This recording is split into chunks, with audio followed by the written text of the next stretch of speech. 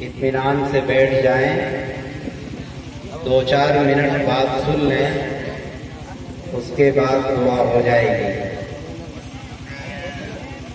یہ پروگرام جو آپ حضرات کے سامنے پیش کیا گیا، یہ پروگرام تقریباً 2-2.5 مہینوں کا نتیجہ ہے۔ آپ حضرات بخوبی واقف ہیں کہ میرا رہن سہن غازی آباد میں ہے۔ لاک ڈاؤن کی وجہ سے ہم بھی یہاں پر پھنسے ہوئے ہیں اور بہت سے طلباء بھی پھنسے ہوئے ہیں۔ تو لاک ڈاؤن کی حالت میں بہت سے طلباء نے ہم سے درخواست کی کہ حضرت ہم آپ سے کچھ عربی یا انگریزی کتابیں پڑھنا چاہتے ہیں، باوجود کہ گھر میں مشغولیت کی وجہ سے آدمی کو پڑھنے پڑھانے کا موقع کم ملتا ہے، مگر میں نے ان لوگوں کی درخواست قبول کی اور میں نے لڑکوں اور لڑکیوں کو جو عربی مدارس کے طلباء ہیں ان کو، اور جو اسکول کالجز میں لڑکے لڑکیاں پڑھتی ہیں ان کو، جو 6 کلاس میں ہیں، 8 کلاس میں ہیں، 9 کلاس میں ہیں، ان لڑکیوں پر میں نے محنت کرنی شروع کی، اور محنت کا نتیجہ یہ ہوا کہ ان بچوں نے بھی دل و جان سے محنت کی اور ہمیں بھی پڑھانے میں خوب مزہ آیا، جس کا نتیجہ یہ ہوا کہ بچے ایک حد تک پہنچ گئے اور انہیں یہ محسوس ہونے لگا کہ ہم اب کسی بھی مجلس میں یا کسی بھی پروگرام میں اپنی بات بآسانی رکھ سکتے ہیں۔ چنانچہ ان بچیوں اور ان لڑکوں کی درخواست پر ایک مختصر انجمن کا انعقاد عمل میں آیا۔ یہ پروگرام کوئی عام پروگرام نہیں ہے، بلکہ بچوں اور بچیوں نے جو تیاری کی 2 مہینے تک، یہ نہیں کہ پروگرام 2 دن میں تیار ہو گیا، ایسا نہیں ہے۔ اس پروگرام کو سجانے میں تقریباً 2.5 مہینے لگے اور یہ بچے کسی حد تک پڑھنے پڑھانے میں کامیاب ہوئے۔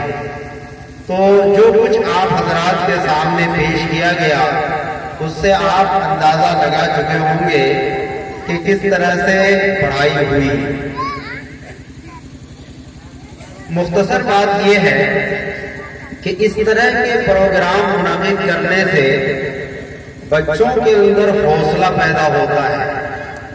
جب بچے کے ماں باپ اور پڑوسی حضرات، گاؤں کے احباب بچوں کے پروگرام کو سنتے ہیں اور ان کا دل خوش ہوتا ہے تو وہ دل سے دعائیں دیتے ہیں، جس کی بنا پر پروگرام کامیابی سے ہمکنار ہوتا ہے اور وہ بچہ بھی اپنی کامیابی کی طرف گامزن ہوتا ہے۔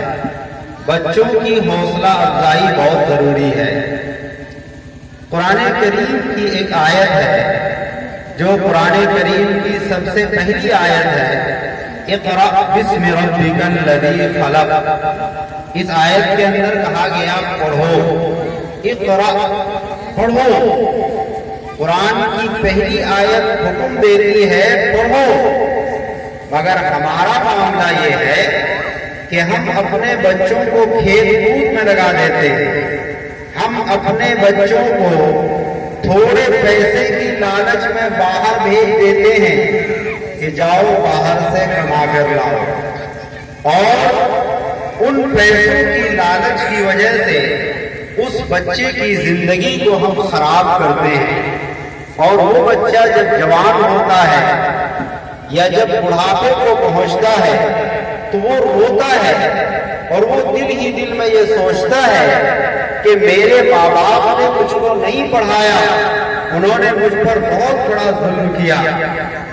اگر ان کے ماں باپ نے قرآن کریم کی اس آیت پر عمل کر لیا ہوتا، جو آیت قرآن کریم کی پہلی آیت ہے، اقرا پڑھیے، اور پڑھنے کا حکم عام ہے، ہر کسی کو پڑھنے کا حکم دیا گیا، اور ساتھ میں یہ کہا بسم ربک الذی، اپنے پروردگار کے نام سے پڑھیے۔ اس آیت کی نزاکت یہ ہے کہ اللہ تبارک و تعالیٰ نے پڑھنے کے لیے تو کہا، لیکن یہ نہیں بتایا کہ کیا پڑھنا ہے، وہاں پر واضح نہیں کیا کہ آپ کو کیا پڑھنا ہے، صرف یہ حکم دیا کہ پڑھیے، یہ نہیں کہا کہ یہ پڑھنا ہے یہ نہیں پڑھنا ہے۔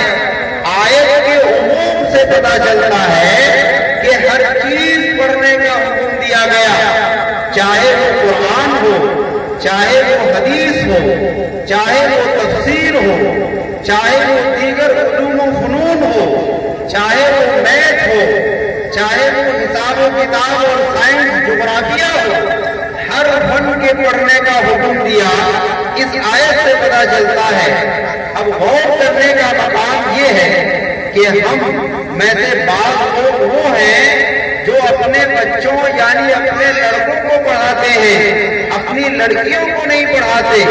اسی لیے میں نے ان 2-3 مہینوں کے اندر بطور خاص لڑکیوں پر محنت کی، اور اس طرح سے محنت کی کہ آج وہ لڑکیاں اسٹیج میں کھڑی ہو کر چند باتیں نعت نظم وغیرہ پیش کر سکیں، اور آپ حضرات کے سامنے ان لڑکیوں نے پیش کر کے دکھایا۔ اس سے یہ معلوم ہوتا ہے کہ لڑکیوں کے اندر بھی بہت زیادہ ذہن ہے، ان کے اندر بھی اللہ تعالیٰ نے بڑی صلاحیت رکھی ہے، ان کے اندر اللہ نے بڑی قابلیت رکھی ہے۔ اگر ان کو صحیح تعلیم دی جائے تو وہ بہت جلدی راہ راست پر آ جاتی ہیں۔ اگر لڑکیاں بگڑتی ہیں تو وہ ماں باپ کی وجہ سے بگڑتی ہیں، اگر لڑکیاں ان پڑھ رہتی ہیں تو وہ ماں باپ کی کوتاہی کی وجہ سے رہتی ہیں، اگر لڑکیاں اپنے علم و فن میں ماہر نہیں ہوتی تو اس کا ذمہ دار ان کے ماں باپ ہیں۔ اسی لیے میرے بھائیوں، جس طرح سے ہمیں اپنے بچوں یعنی لڑکوں پر توجہ دینی ہے، اسی طرح اپنی لڑکیوں پر توجہ بھی دینی ہے۔ لیکن یہ بات یاد رہے، تعلیم چاہے آپ کو بھی دیں، دینی تعلیم دیں یا دنیاوی تعلیم دیں، لیکن پہلے ان بچوں کے ایمان کو درست کریں، ان کے عقائد کو درست کریں، ان کی عبادات کو درست کریں، ان کے معاملات کو درست کریں۔ یہ چیزیں بہت ضروری ہیں۔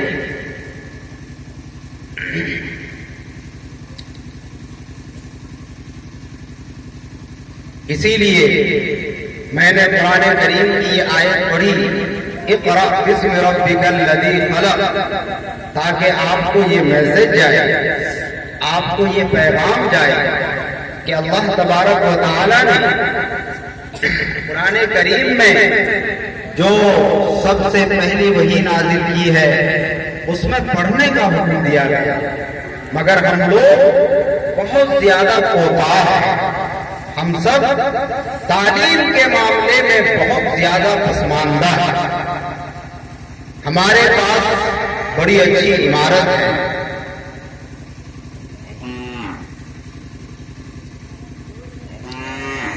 بہت اچھی بلڈنگ ہے، ہماری پراپرٹی بہت اچھی ہے، مگر ہمارے بچوں کے اندر تعلیم نہیں ہے، جس کی وجہ سے دنیا کے اندر ہم لوگ کمزور ہوتے جا رہے ہیں۔ اور ایک بات اور ہے کہ ہمارے یہاں شیشہ باڑی کے اندر اسکول بھی ہیں، کالج بھی ہیں، ہائی اسکول ہے، کالج نہیں ہے، مدرسہ بھی ہے، سرکاری مدرسے بھی ہیں اور پرائیویٹ مدرسے بھی ہیں۔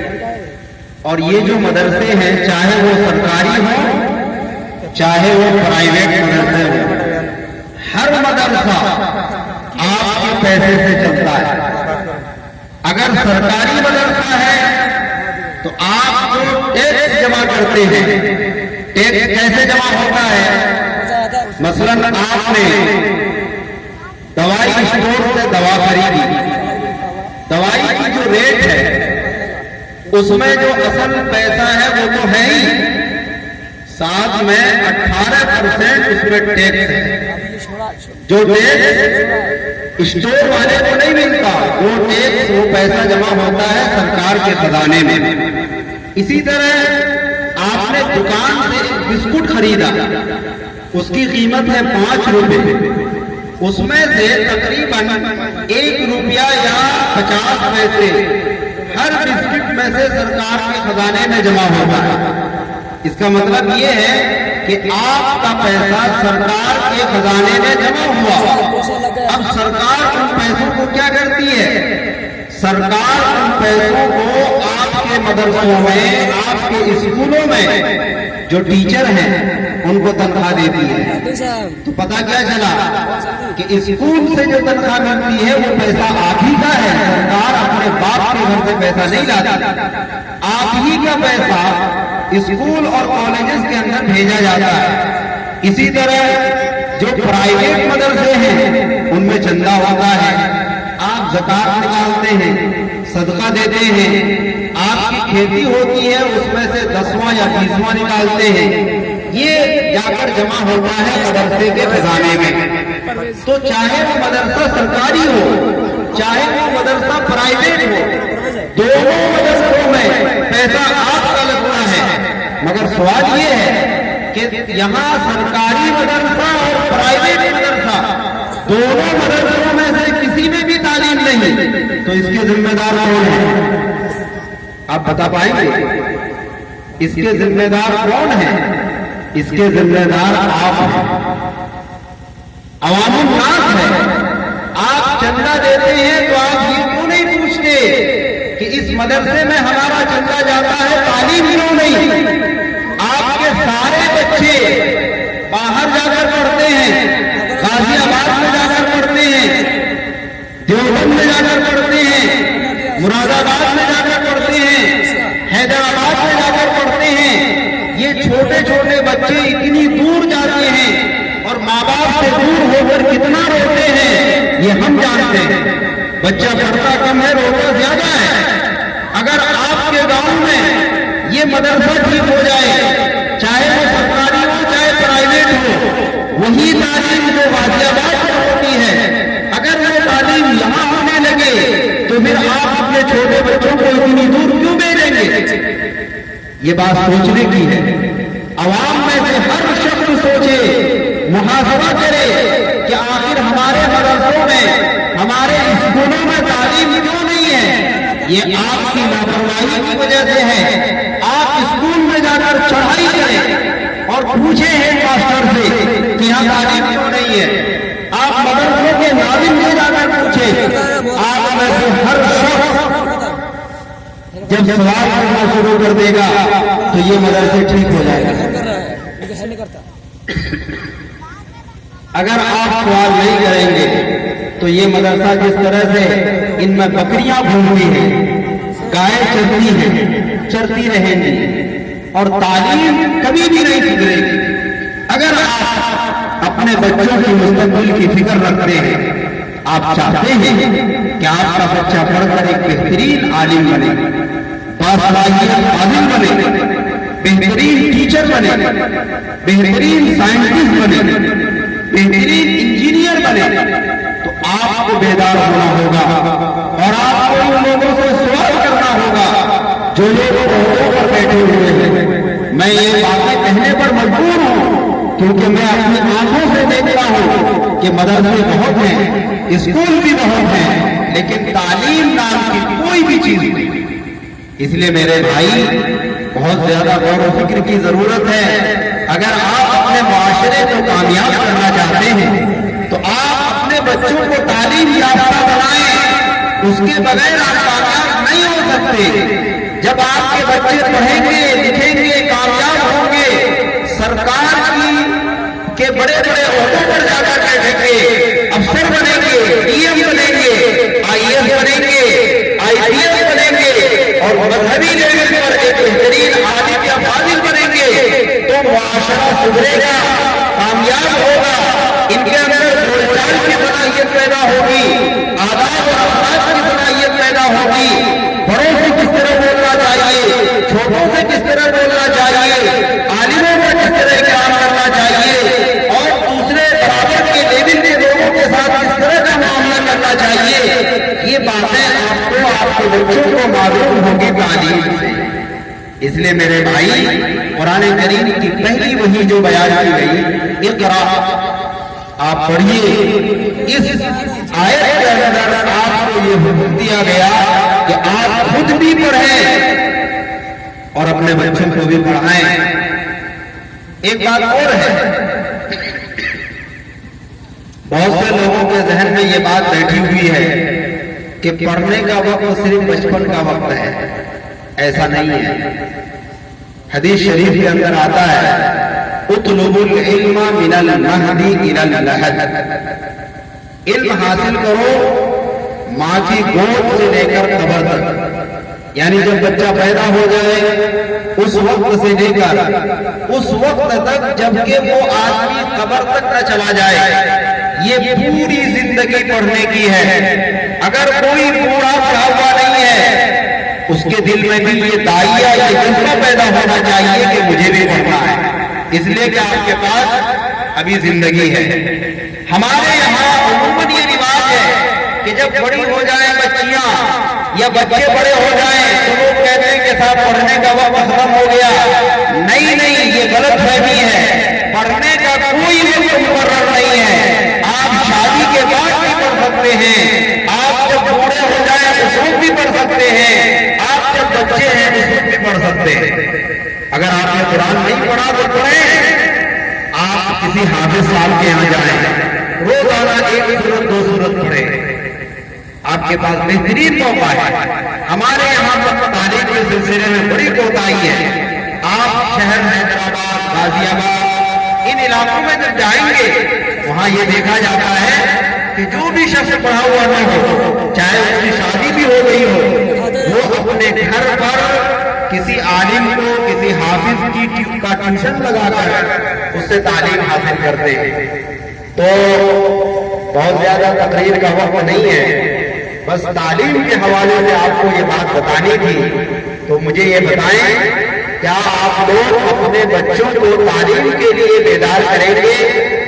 آپ لوگ ہاتھ اٹھا کر کہیں آئندہ اپنے بچوں کے مستقبل کی فکر کریں، اور آپ لوگ یہ بھی کہیں کہ ہمارے یہاں جن اداروں میں تعلیم نہیں ہوتی ہم ان سے جا کر سوال کریں گے کہ تعلیم کیوں نہیں ہو رہی ہے، جو تعلیم باہر ہو رہی ہے وہ یہاں کیوں نہیں ہو رہی ہے؟ استاد بھی ہے، کمرے بھی ہیں، مسجد بھی ہے، ٹیچر بھی ہے، سب ہے، پھر تعلیم کیوں نہیں؟ تو کیا آپ لوگ سوال کریں گے؟